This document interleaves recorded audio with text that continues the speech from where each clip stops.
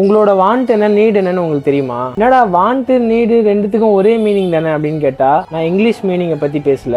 ஒரு படத்துக்கு நல்ல ஸ்கிரீன் பிளேனா அந்த ஹீரோ கேரக்டருக்கு வாண்ட்னு ஒன்று இருக்கும், நீடுன்னு ஒன்று இருக்கும். ஃபார் எக்ஸாம்பிள் இப்போ 96 படத்துல ராமோட வாண்ட் என்ன, அவன் அந்த பழைய லவ்வை ரீலீவ் பண்ணும். ஆனா அவனோட நீட் ஆக்சுவலா அந்த லவ்வை க்ளோஷர் பண்ணும். அப்பதான் அவன் லைஃப் அடுத்த கட்டத்துக்கு மூவ் ஆகும். துப்பாக்கி படத்துல ஹீரோ கேரக்டரோட வாண்ட் ஒரு ஆர்மி ஆபீசர் லீவுக்கு வந்திருக்கான், ஃபேமிலியோட டைம் ஸ்பெண்ட் பண்ணுன்றது தான். ஆனா அவனோட நீடு அங்க இருக்க ஸ்லீப்பர் செல்ஸ் எலிமினேட் பண்ணும். படத்தை பொறுத்தவரையும் வாண்ட் ஹீரோ கேரக்டருக்கு தெரியும், ஆனா நீட் என்னன்னு அவங்களுக்கு தெரியாது, ஆடியன்ஸுக்கு தான் தெரியும். அது படத்துல தான். ஆனா உங்க லைஃப் அப்படி இல்லை. உங்க வாண்ட் என்ன, உங்க நீட் என்னன்னு நீங்க ஈஸியா ஃபைண்ட் பண்ணலாம். என்னதான் ஹீரோ கேரக்டர் அந்த வாண்ட்டை தேடி போனாலும் கடைசியா அவன் அச்சீவ் பண்றது, சாட்டிஸ்ஃபை ஆகுறது அந்த நீட்ல தான். 90% ஆஃப் த பீப்புள் மோஸ்ட்லி வாழ்ந்துட்டு இருக்கிறது அவங்க வாண்ட்டை பேஸ் பண்ணி மட்டும்தான். வாண்ட் எப்பயுமே எமோஷனல் பேஸ்டா ஷார்ட் டைம் ஹாப்பினஸா இருக்கும். ஆனா நீட் தான் உங்களோட ரியல் கோல், உங்களோட லாங் ஸ்டாண்டிங்க்கு உதவுறது. ஃபார் எக்ஸாம்பிள் 2015 உங்க கையில ஒரு 10 லட்ச ரூபா இருந்து நீங்க போய் கார் வாங்கிருந்தீங்கன்னு வச்சுக்கோங்களேன். இன்னைக்கு அந்த காரோட வேல்யூ ஒரு 4 லட்ச ரூபா இருக்கும். அதுவே அந்த டைம்ல நீங்க கோல்ட்ல இன்வெஸ்ட் பண்ணிருந்தீங்கன்னா இன்னைக்கு உங்க கையில எத்தனை லட்சம் இருக்கும்னு யோசிச்சு பாருங்க. அந்த வாண்ட்ன்ற ஷார்ட் டேர்ம் ஈகோவை நீங்க சாட்டிஸ்ஃபை பண்றதுக்காக கார் வாங்கியிருப்பீங்க. ஆனா உங்க வாழ்க்கையை செட்டில் பண்ணக்கூடிய அமௌண்ட்டை தரப்போறது கோல்டு இன்வெஸ்ட்மெண்ட் தான். நான் இன்வெஸ்ட்மெண்ட் ஐடியாஸ்லாம் கொடுக்க வரல, ஜஸ்ட் எக்ஸாம்பிளுக்காக சொல்றேன். ஸோ உங்க வாண்ட் என்ன, உங்க நீட் என்னன்னு திங்க் பண்ணுங்க.